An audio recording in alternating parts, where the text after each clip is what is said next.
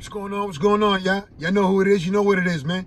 It's your boy, Big June. I'm back with it. Here with another episode of Big June Sports Talk, where sports discussion becomes sports debates, man. Where we discuss the good, the bad, and the ugly. Everything and anything in the sports world, I touch on this platform, man. Before I get this episode off, do your boy a big favor. Hit that like button, hit the subscribe button, hit the notification button, man. So when I drop these joints, y'all be the first ones to get that, man. I know I promised you had a Jackie Robinson original Trailblazer episode, and it's on its way, as well as the Penn State Predator. Now, if you're familiar, with my Smokers Lounge days before I had to change the name into Big June Sports Talk, I was also on Anchor app doing audio. Shout out to Anchor app, and I dropped the Penn State Predator on Anchor. You can check that out. Still on all major platforms. So, I decided to revisit that one. Now on this one, but I decided to make it a two-part episode because it's real deep and it's a long story that I'm gonna touch on. So be on the lookout for the Penn State Predator and the original Trailblazer, Jackie Robinson. You know what I mean? I want to apologize for the noise in the background if you do hear the AC. But again, your boy Big June lives in the Sunshine State, man. And as y'all know, it gets real hot out here, man. So before I get this episode off, man, congratulations are in order to Clarissa Shields for becoming, the first boxer, men or women, to be undisputed 3 different times. 3 times undisputed champion, Clarissa Shields. Again, congratulations, right?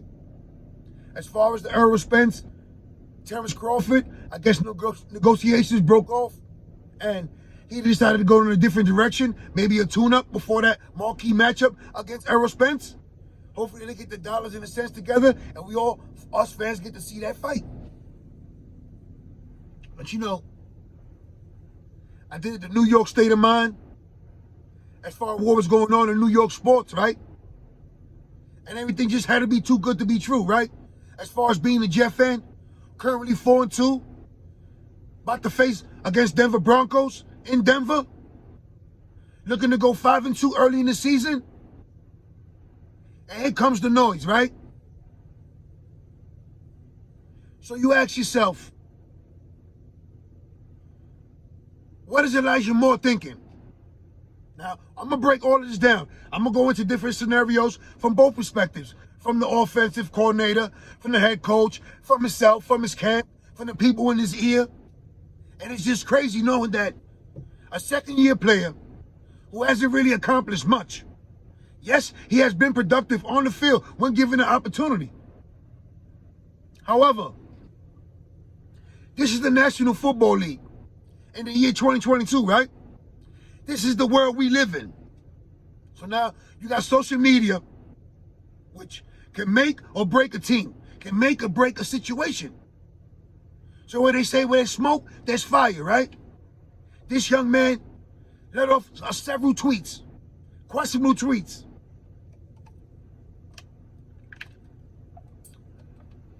Comes back, tries to justify it, declare his love for the organization, for his teammates.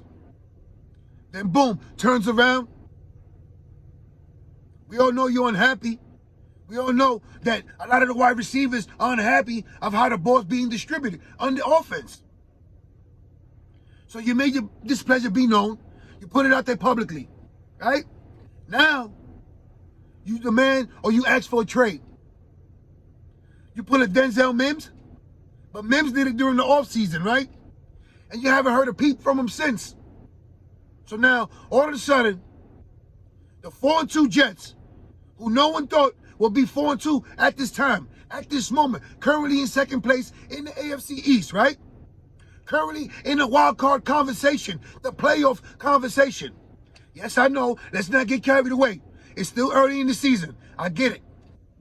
But what I'm trying to understand is, why is it that this current time, you displeasure, you're not unhappy, you're unhappy with your direction, with your role in the offense. If we were 0-5, 0-6, 1-5, you have every right to be frustrated and call out the offense, the coordinators as well, for what's going on. But we're currently 4-2. And what we're doing on the offensive side is currently working. That two-headed monster of Breece Hall and Michael Carter, has to be fed. So when you look at what's going on in the offense, 3 in a row since young Zach Wilson has come back, 3-0. And yes, he hasn't lit it up. No, he hasn't added out. Whether there has restraints on the offense or, again, like I just mentioned, what's working on the ground, why stop it? Breece Hall is averaging almost 6.6 yards per carry. You bring in Michael Carter for a change of direction, and he's giving you 4 or 5 off the rip. So why change what's working? As far as offensively, right? Currently on a 3-game winning streak. Yet I do understand the frustration of Elijah Moore, of Corey Davis, of Denzel Mims, of the tight ends. What about Garrett Wilson? Now, as far as Garrett Wilson, right? We all see he has flashes to be that true #1 wide receiver. So, could it be that maybe Elijah Moore and his camp felt threatened once the New York Jets drafted Garrett Wilson? Because we all knew that he was going to be the #1 wide receiver, right? I mean, you get drafted in the first round. Top 10. I mean, the argument could be made for Elijah Moore as well. Drafted in the second round, right? Slipped off the first. We came and plucked him real fast in the second round. But then the argument could be said for Denzel Mims. He was also drafted in the second round. I mean, where do you go? Offensively, you see Jeff Smith, Braxton Berrios getting extra snaps, extra reps. Now, before I ruffle any feathers, because I am what I'm about to say right here, remember, don't shoot the messenger and don't punish the podcaster. Not that I really give a fuck, right? But anyway, some of them plays being called for Braxton Berrios can easily be called for Elijah Moore. Can easily be called for Garrett Wilson as well. So as far as the offensive coordinator, the schemes, the execution of roles, they also could be switched. Has he voiced his unpleasure with the role he has in the offense, privately, internally, within the locker room? I mean, more of the story has to come out, right? All of a sudden, Elijah Moore requests a trade for the New York Jets. Unhappy with his role. Listen, we all understand the frustration. I get it. I do. But why at this moment? We're currently 4-2. Everything's looking good. We got a crucial matchup against Denver. We're looking to ride the momentum. Zach Wilson still finding his groove within the offense. Yet, we're still winning. Why now?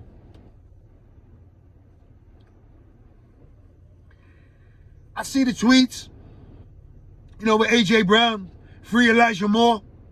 My man, this don't got nothing to do with you. Mind yours. Worry about what's going on in Philadelphia. You escaped out of Tennessee.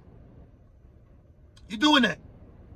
I understand that you have a relationship with Elijah Moore from your college days. I get it.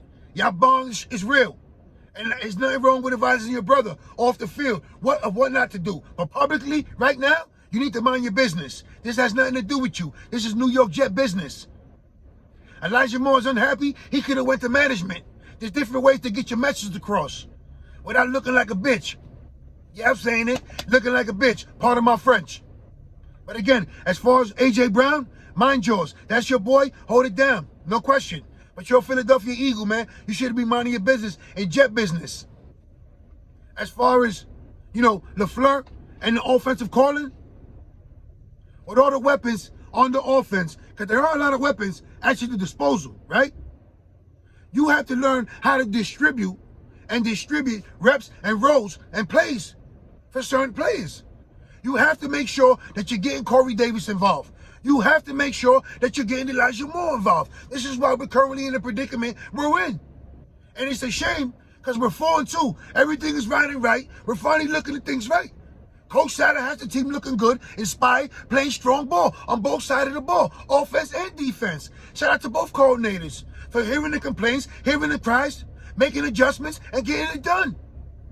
But yet here I am making an episode about Elijah Moore, our wide receiver, who refuses to be in the slot, play in the slot, animated about being an outside receiver. Yeah, he lacks the height.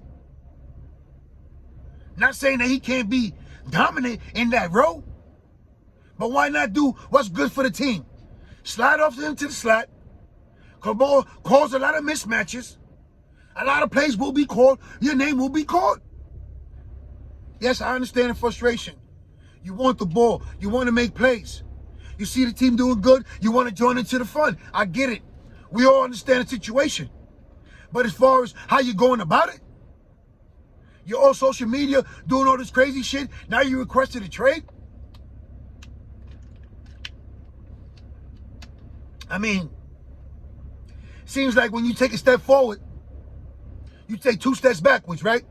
Will this be a distraction for the team moving forward in that locker room? Because there's 53 men on that roster.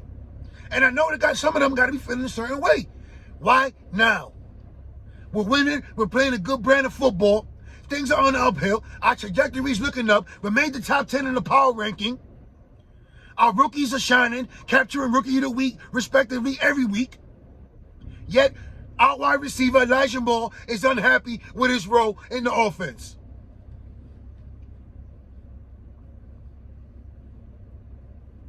You know, I'm trying to figure it out myself, man. Yeah, I'm puzzled, I'm confused, I'm frustrated right now. The timing of it all is crazy. Because there is no I in team. Yet this young man feels this is the time to voice his displeasure, being unhappy with his role in the offense. This is what it is to be a Jet fan, right? But let me ask that question again. Will Elijah Moore requesting a trade, being on social media, starting to be a nuisance like Deebo Samuel was during the offseason with the 49ers before he got his contract his way? Is this going to be a distraction moving forward for the New York Jets?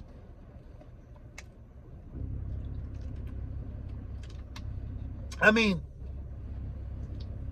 once you start breaking it down and you get into your own hypotheticals, obviously there's a clash with the offensive coordinator.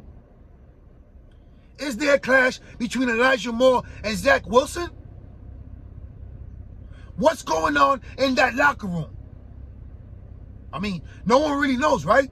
This comes out the blue. You know, we're currently winning, like I mentioned. So, what's this brewing already as far as all the uncertainty surrounding Elijah Moore with his role in the offense? I mean, he knew we started the season with Joe Flacco. Joe Flacco is going to throw the ball 50 times. That's not effective football. That's not a winning pedigree of football. So now when Zach Wilson came back, the offense, the roles, the plays were expanded. His mobility brought more things to the table. Yet we had to unleash this 1-2 punch as far as the running backs go. Everyone knew that. The key to success, you have to have an efficient running game. As I mentioned, you know, this guy, A.J. Brown, look what Philadelphia's doing. Once they inserted and remember who Miles Sanders was and rediscovered their running game. Currently 6-0, but this is from last year. So they riding the momentum from last year, right? But as far as the New York Jets, that 1-2 punch of Breece Hall and Michael Carter. Yes, we got to continue to ride that wave. Continue to feed both them boys because they're making plays, So, you know, why stop? What a winning way, a winning formula. Obviously, now there's game footage on Garrett Wilson, so he hasn't been as effective as his breakout game. Yet, they haven't found ways to contain Breece Hall. And if they do, we have Michael Carter waiting in the wings. Yes, I understand it, and I said it before. And let me mention it again. Some of them plays being called for Baxter Berrios could have easily been called for Elijah Moore. So now, this is another question I want to pose. What is he doing as far as practice with the reps that he gets? His refusal to be a slot receiver. Is that why LaFleur is looking away and not calling his number as far as game day comes? Because we all seen Elijah Moore make plays, whether it was in the slot or on the outside. And we all see small receivers have success in the NFL on the outside. So that's not the question in play. So then again, let me ask it again. What is Elijah Moore doing in practice that he's turning off the coaches? He refuses to call plays for Elijah Moore. 0 targets the last game. I mean, as a wide receiver, I would be upset. I would be voicing my displeasure as far as my role in the offense.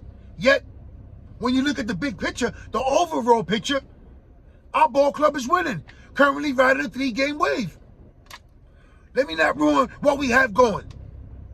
We work hard for it. It's not about me. It's about us. It's about what we got going in this locker room.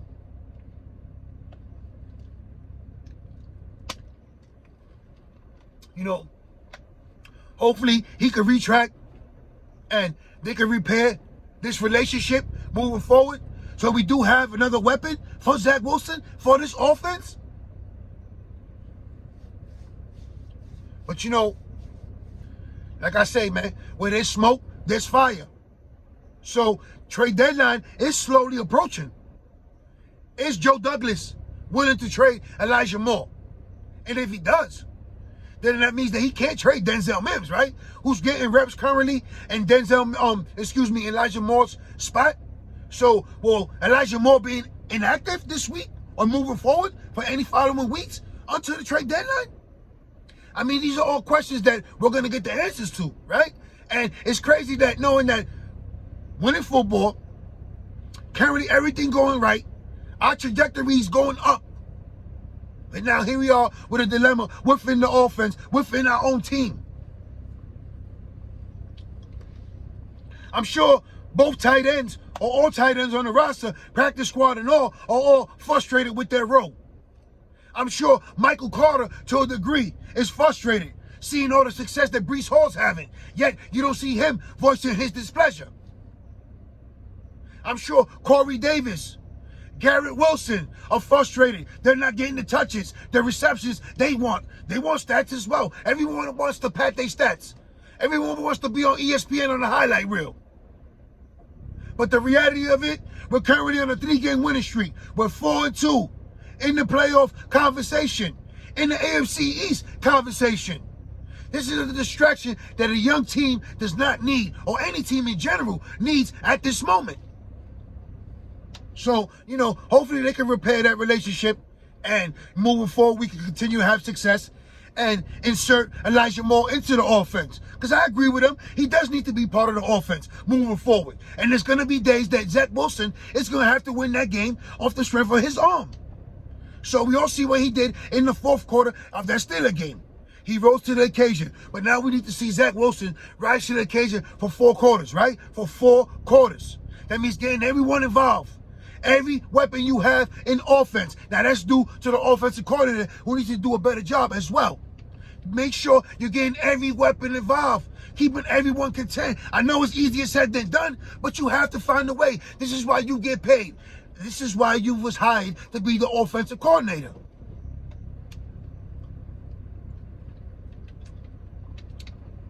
So now, you know, rumors started running rampant as soon as Elijah Moore requested a trade. You know, he could get traded to this team. He could get traded to that team. Several draft picks involved. Could be a player swap. Who knows? Even if he's traded in general. Now, one rumor that I did see that caught my eye, I'm not going to lie to you. Yeah, I like Elijah Moore. I love what he brings to the table as a receiver. But if you don't want to be a member of the New York Jets moving forward, hopefully Joe Douglas can accommodate you. And if he does accommodate you, hopefully we can get something impactful in return, such as the offensive tackle from the Houston Texans, right? Excuse me, an all-pro tackle. So, you know, you want, you got to give to receive, right? So we're going to find out if Joe Douglas, you know, becomes a player at the trade deadline. Who knows? Again, hopefully they can repair the relationship and Elijah Moore finds his role. And we can all be moving forward happily and watching our Jets win every Sunday and continue to pile on wins. Again, right now, this is not the time for a team, a young team such as the Jets, to have this dilemma, this drama right now unfolding during this season. It's a 53-man roster. I'm sure a couple of men are feeling a certain way of the timing of this whole situation. Now, some of the leaders need to speak up. This is why we're the problem as a young team, right? We need maybe a CJ Mosley, maybe a Corey Davis on the offensive side. This is time when you speak up, when you rally the troops, when you keep the team together, or we keep it together. I mean, this right here is real crucial if we don't conduct it swiftly, if we don't handle it accordingly, right? It is what it is. I could be blowing it out of proportion. But right now, I mean, it's just crazy just thinking about it. The whole timing of the situation, the whole timing of the request of the trade for young Elijah Moore, right? There's a lot of players unhappy with their roles on the offense, on the defense. Yet, keep it together, keep it in-house. Find a way to get your message across without being a distraction, without being a nuisance, without being that problem. Moving forward, again, it's 53 men on that roster. Before I go, I know again, I promise y'all, Jackie Robinson, original Trailblazer episode, and I'm going to deliver that. I also got the Penn State Predator. It's a 2-part episode. Be on the lookout for that. All my family and friends in New York, stay safe, stay sharp, stay blessed, stay alert. All my family and friends, you know what it is, man. Y'all day coming, man. I'm out of here. One.